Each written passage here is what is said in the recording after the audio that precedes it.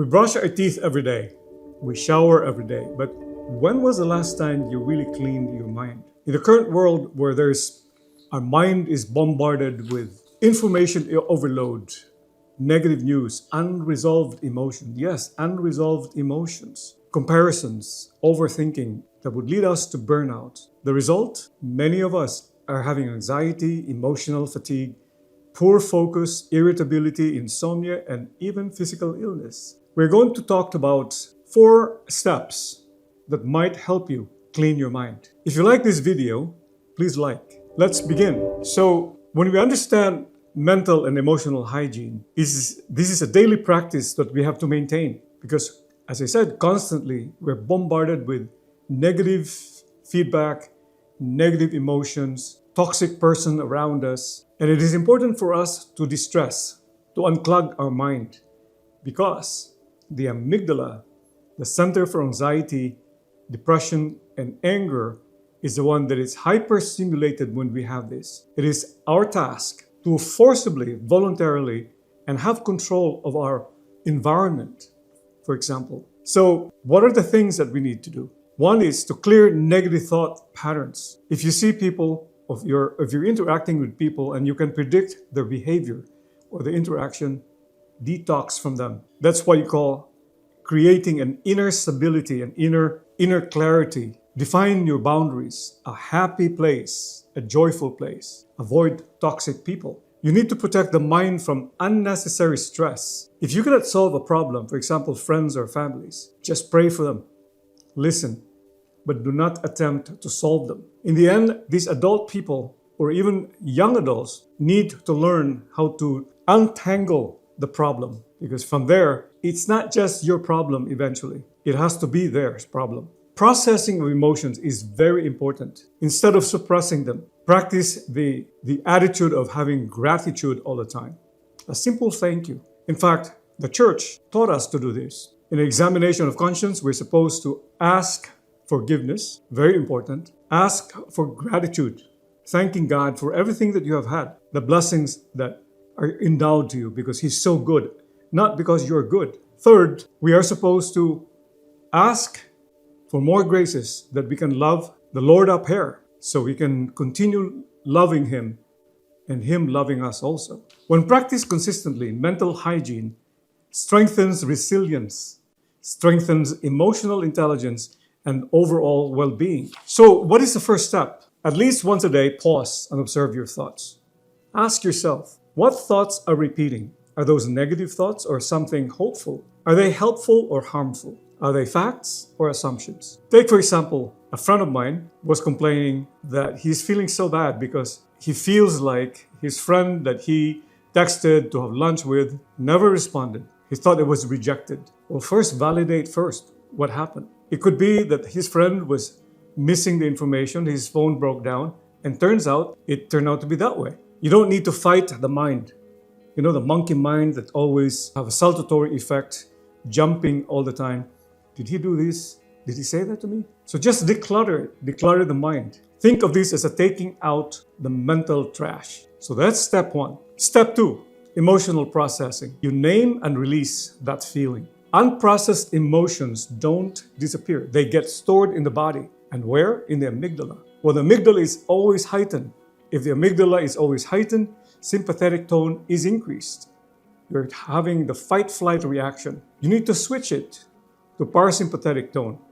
And how do you do that? First, process the emotion. Acknowledge and name the emotion. I feel anxious because of this. I feel frustrated because of this. I feel overwhelmed. You verbalize that feeling.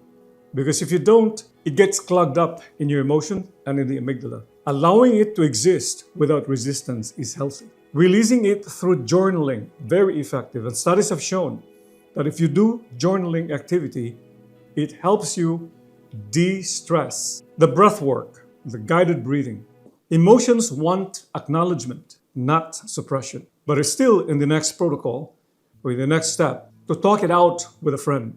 And I'll explain to you why you need a friend, because there's a neurophysiologic basis for that. Step 3, boundary hygiene. You protect the mind. And how do you do that?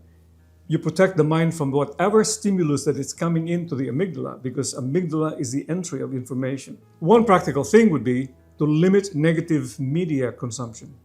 If you see in the TV an ever repeating negative scenes of riots and criticisms, backbiting, gossiping, shut it off. You don't need it. Because you accumulate these negative thoughts, it will heighten your amygdala and will increase your sympathetic tone, increases your blood pressure, and it happens to my patient. The wife complains that the patient is always watching this TV that is talking about riots and everything, and he's always angry. And the wife suffers. Everybody suffers. And guess what? It can also provoke heart attack and stroke. In this article, for example, Hostility and Anger in Cardiovascular Reactivity and Recovery to Mental Arithmetic, they concluded that findings highlight the interactive influence of anger and hostility in predicting cardiovascular stress. They're more predisposed to cardiovascular event like heart attack and stroke. No doubt. If you're acutely angry, it can cause blood clots in your heart and can precipitate heart attack and stroke. And that was reported in another article. Setting emotional boundaries with draining people. You want to be picky with the people around you. It's practical because you cannot really please everybody. Number one. Number two, there are moments that you can still be charitable to people you don't like by praying for them, but not necessarily hugging them. Think about them. Talk about these people to Christ. Christ is your friend. Go to the Blessed Sacrament and vent it out who these people are bothering you. Saying without guilt. Saying no without guilt. There's such thing as positive no. Take, for example, if you have made plans for the family on a weekend and your boss says you have to come in because of we need more coverage because there's so many patients, and you already have committed to your family. Saying no is a positive for your family and for yourself, although you're giving no to your employer. This is very positive, and they will respect you for that, and you will continue to be happy. Reducing unnecessary multitasking. You can only focus on the moneymaker, the things that will bring bread to your family. And above all, prioritize your relationship first to God, family, friends. Beyond that, if you're doing too many things and you're forgetting to pray and to find place to meditate and to find time with your family and even friends, forget about that activity that's useless, that will be destructive to you. Mental hygiene improves when you filter what enters your awareness. Be in control. Step 4, mental nourishment. Feed the mind. What do? Feed your mind with some good things. If you want to be friends with God, who Jesus, who is very peaceful, read the Bible every day. Just a passage. Get to know Him better. If you want to know a friend, you want to talk with him or her as much as you can and know about him. Not invading in their privacy, but just getting to know their interests, their spiritual life, their problems, their joy. A clean mind still needs nourishment. Choose at least one, for example. Priority would be meditation. The power of meditation has been demonstrated many times in literature. In this article, the mindfulness meditation activates altruism. It's a positive behavior, but mindfulness helps promote good behavior. There's a reason for that, because when you are having a mindfulness practice like meditation, guided breathing, and mindfulness, the hippocampus circulation is increased to the hippocampus. And this is the center for joy and memory. There's lesser blood supply to the amygdala, which is the center for anxiety and depression and anger. So when you do this daily practice, you're feeding the mind. Reading uplifting material or educational material. My spiritual director will always say, read a good book about saints, inspiring stories. Do not read anything that would darken your mind, because it has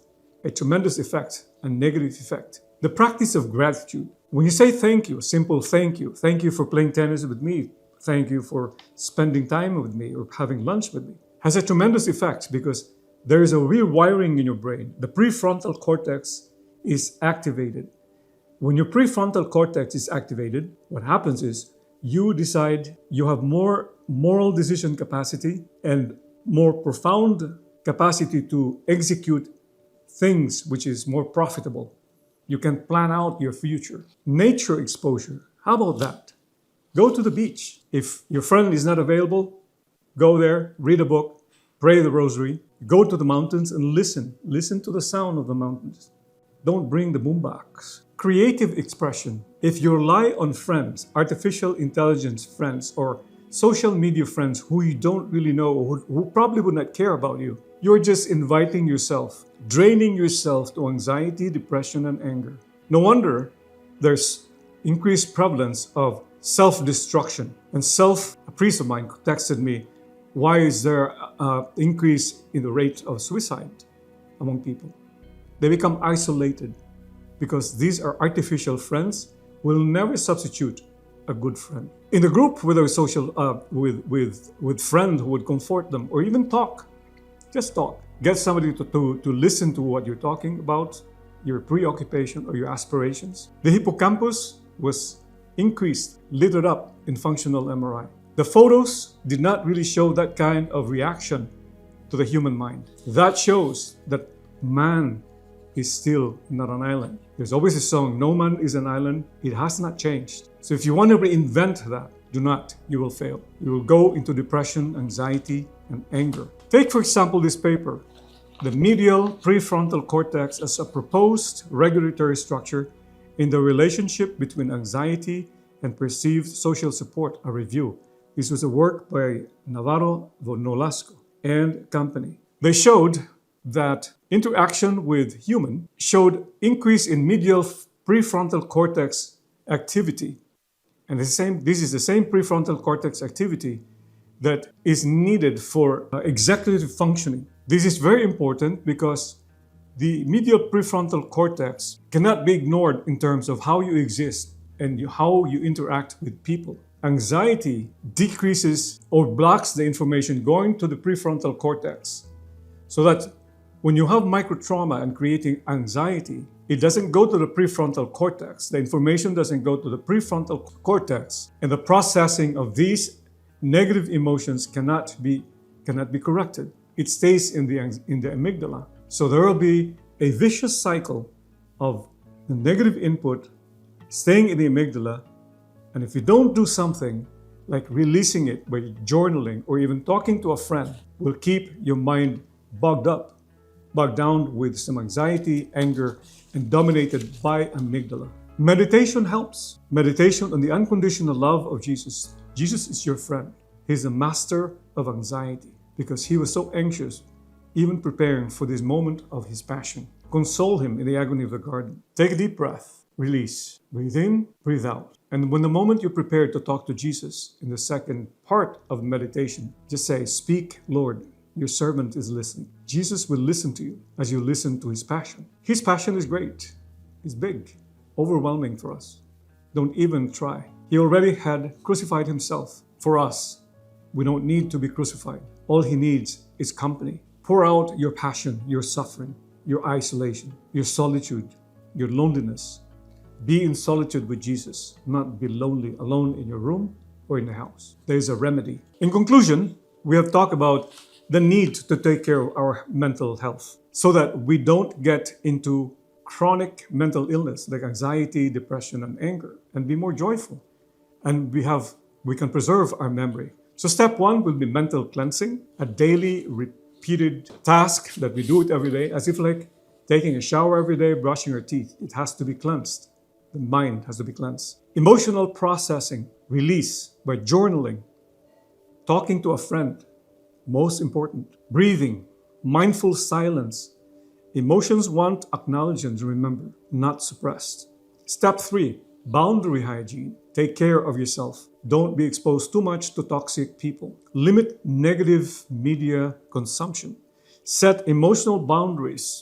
Reducing unnecessary multitasking. Prioritize things. Above all, God, family, friends, and your vocation. Saying no without guilt. It is about you, about your family, not about somebody else.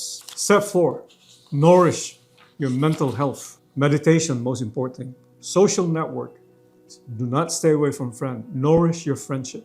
Give and take. Read uplifting books, especially the Bible, to know more of Jesus. Practice the practice of gratitude and forgiveness. Exposed to nature, it's there for us for free. Indulge in creative expression, theater, music, dancing, but not provocative dancing. We have discussed about the medical and physiological benefits. It reduces cortisol, improves quality of life, quality sleep, enhances memory, lowers the risk of infection, and reduces psychosomatic symptoms such as headache. If you like this video, please like, share, and don't forget to subscribe for future reminder of our future videos. This is Dr. Raul Inad from Cadenza Medical Clinic on medicine and faith. Till next time, we continue our series on topics about medicine and faith.